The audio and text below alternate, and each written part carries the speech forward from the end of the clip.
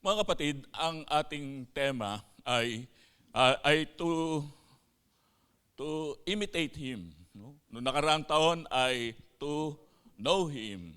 So, ibig sabihin, sa aralin, sa mga aral natin na ating tinatalakay sa ating camp, ay umuunlad tayo, nagmamatured ang ating mga isipan sa mga aralin na ating pinag-aaralan. To imitate naman siya ngayon, sa susunod marahil, ang ating magiging team ay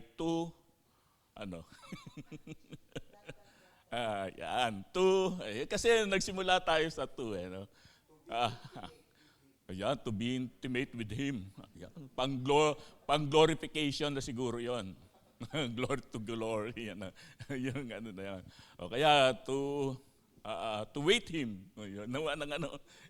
Inihintay natin yung kanyang pagparito. No? To serve Him. Sa bagay, tatalakayin na natin, tatalakayin na natin, itong to imitate Him ay may mga tayo, no? Kagabi ang tinalakay ni Kuya Jerome ay yung mismong team niya, yung imitate.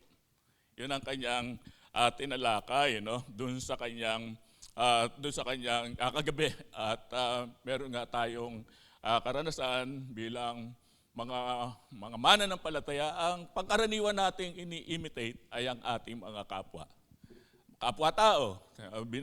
Binahagi ni Kuya Jerome ang bagay na ating natutunan kagabi kung paano ay dapat nating i-imitate o tularan ang ating Panginoong Jesucristo.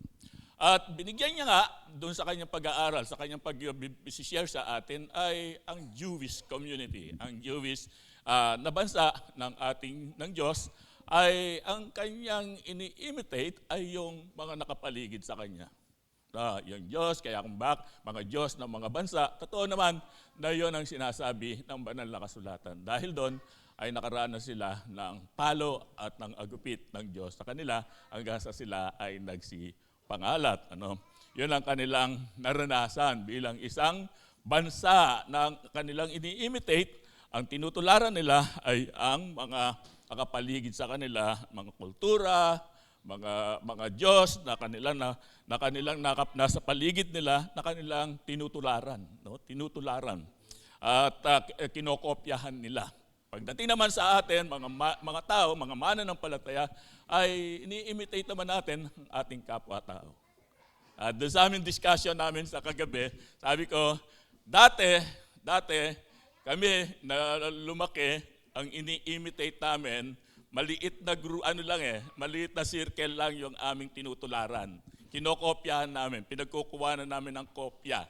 Pinagkokopyahan namin sa buhay namin. Maliit na grupo lamang, pamilya, mga kalaro, no, doon sa community, kung saan ka barangay, kung saan ka street. Yung street na yun, doon lamang umiikot na nakakapansin ka na nagagaya mo. No? Halimbawa, yung mga babaeng bata, ang kanilang ini-imitate ay yung mga nanay nila sa loob ng bahay. Kung paano mag-makeup ang nanay, mag-lipstick, yun ang tinutularan nila. At gayon din ang mga batang lalaki, ganun din ang mga tinutularan nila, yung tatay nila. Pero ngayon, ay dahil sa social media, sabi nga, ang tinutularan na nila ay hindi na yung nanay.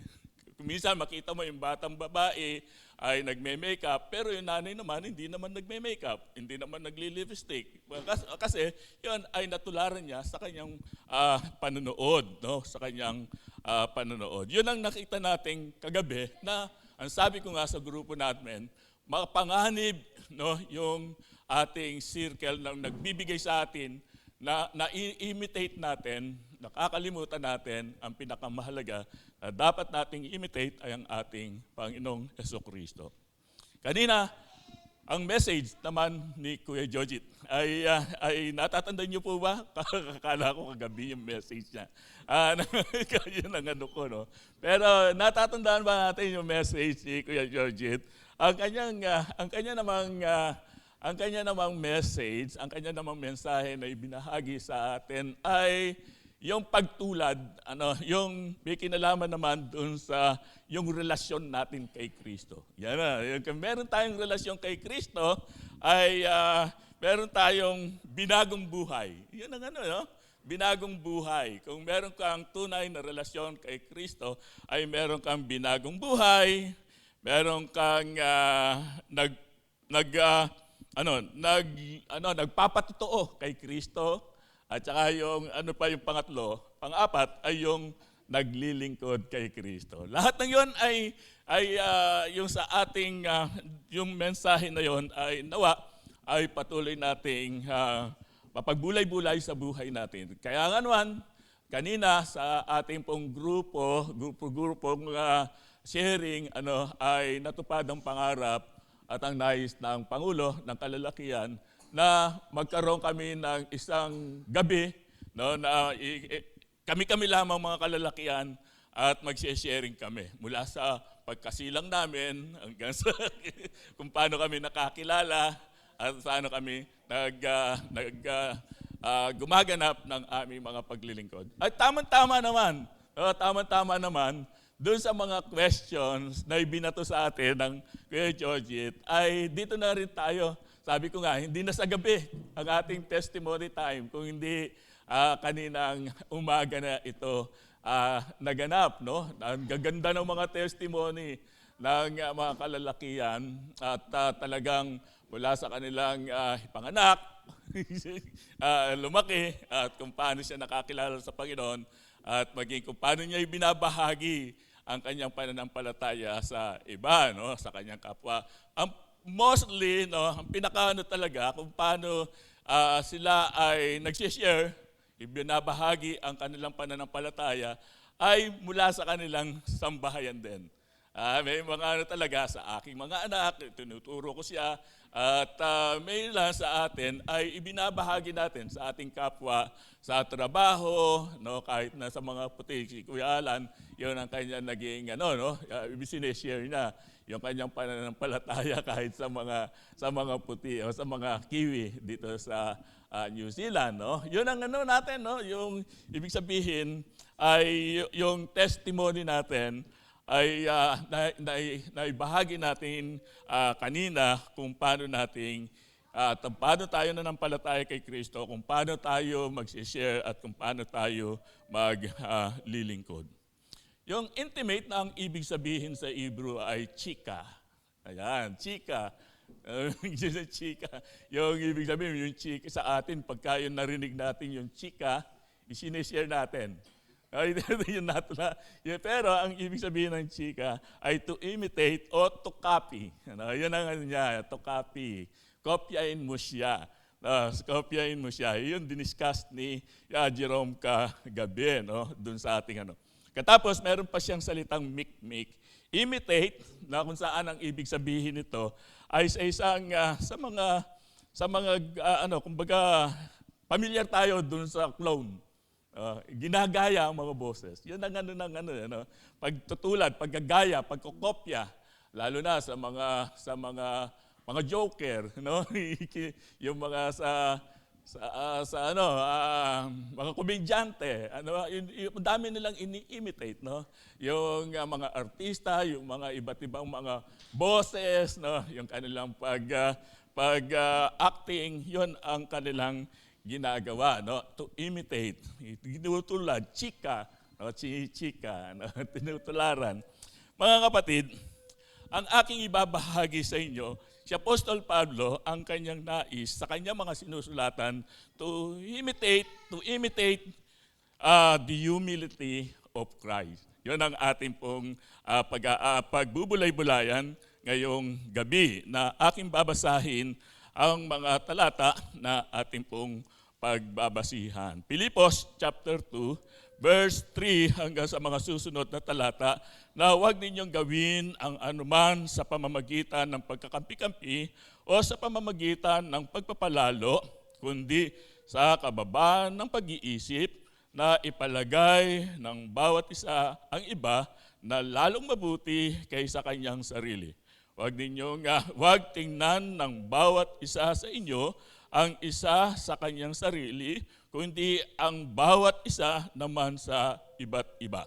Magkaroon kayo sa inyo ng pag-iisip na ito'y kay Kristo Jesus din naman, na siya bagamat nasang anyong Diyos, ay hindi niya inaring isang bagay na nararapat panangnan ang pagkapantay niya sa Diyos. Kundi bagkus, hinubad niya ito at nag-anyong alipin at nakitulad sa mga tao at palibasay nasumpungan sa anyong tao, siya ay nagpakababa sa kanyang sarili na nagmasunurin hanggang sa kamatayan, oo, sa kamatayan sa krus. Kaya siya naman ay pinadakila ng Diyos at siya ay binigyan ng pangalang lalo sa lahat ng pangalan upang sa pangalan ni Jesus ay iluhod ang lahat ng tuhod na nangasa langit, ang nangasa ibabaw ng lupa at nang nangasa ilalim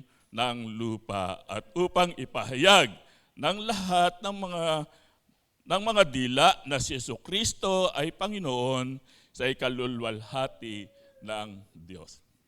Hindi natin tatalakayin at pag-uusapan dito tungkol kay Christ. No? Yung kanyang pagiging tao, yung kanyang pagkakatawang tao, yung kanyang kadyusan, hindi natin siya pag-uusapan. Kasi hindi tayo tatalakay dito sa tungkol sa pagka-Diyos ni Kristo at sa kanyang pagkakatawang tao. Kung hindi tatalakayin natin dito, ay ang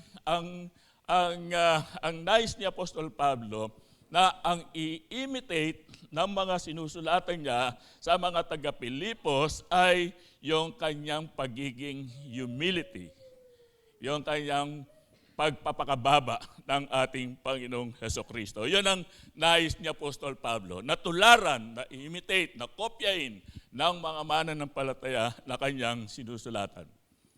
Dahil dito ay nais kong ibahagi sa inyo na merong ilan lamang layunin si Apostol Pablo sa kanyang pagsulat sa iglesia sa Pilipos. Meron siyang ilang layunin kung bakit niya sinusulatan ang mga mananampalataya sa iglesia sa Pilipos. Una, ito ay kanyang ipinarating ang kanyang pagpapasalamat sa kanyang mga sinusulatan sa iglesia sa Pilipos. Pinasalamatan niya yon. Kung babasahin natin sa chapter 1, verse 3, ang sabi doon, ako'y nagpapasalamat sa aking Diyos sa tuwing kayo'y aking naaalaala. Ang ibig sabihin, si Apostol Pablo sa kanyang pagsulat sa iglesia sa Pilipos ay nire-recognize niya yung maganda at mabuting bagay na ginawa sa kanya ng mga mananampalataya sa iglesia sa Pilipos. Alam mo pa kung bakit niya pinasasalamatan ang mga mananampalataya sa iglesia sa Pilipos? Dahil sa personal nilang tulong kay Apostol Pablo. Si Apostol Pablo, dahil isulat niya itong sulating ito, ang sabi nga ng aking nabasa, parang tatlong mga sulat ito na pinagsama-sama. May ganong komentaryo tungkol dito sa mga sulat ni Apostol Pablo sa Pilipos. Ang kanyang pagpapasalamat sa kanya kasi tinulungan siya. Ang pagtulong sa kanya, lalo na nang siya ay nakakulong saan ba siya ikinulong? Nang sila ay nangaral at yung bata na gumagawa ng salamangka at pagkatapos ay sinaway ni Apostol Pablo ay pagkatapos nawala yung pagiging salamangkero ng bata ay nagkagulo, ginulo ang kanilang pagkatapos ang paratang kay Apostol Pablo ng panahon na yon ay naglumilikha siya ng kaguluhan. No, dahil doon ay kinulong siya at pati yung kanyang kasama, kung hindi ako nagkakamali, ay si Bernabe. Dito niya ipinagpapasalamat sa Diyos ang mga mananampalataya sa Pilipos na kung paano sila ay tumulong, nagsuporta sa kanya habang siya ay nakakulong at maging sa kanilang mga pangangaral ng Ebanghelyo. Mababasa natin yan sa chapter 4, verse 10 to 19, kung paano sila ay sumuporta, no? Ang mga mananampalataya sa Pilipos. Yun ang una. Pangalawa, na kanyang layunin kung bakit sinulatan niya ang mga mananampalataya sa Pilipos, iglesia sa Pilipos, ay upang huwag mapanghina o ma-discourage yung mga mananampalataya, yung mga sinusulatan niya, huwag sila ma-discourage dahil sa kanyang pagkakakulong sa kanya.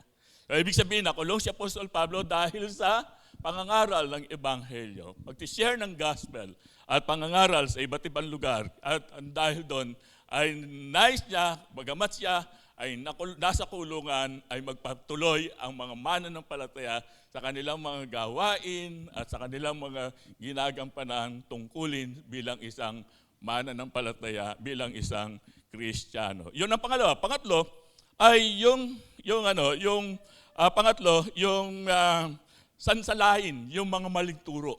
Yung mga maling turo. Yung mga false teachers, mga false teachers, na kanya itong kung paano ay makikita natin, lalo na dito sa chapter 1, verse 15, ang sabi ay ganito, tunay na ipinangangaral ng iba si Kristo sa kapanaghilian, sa pakikipagtalo sa mga iba man sa mabuting kalooban, at isa'y gumagawa nito sa pag-ibig, palibas ay nalalaman na ako'y nalalagay sa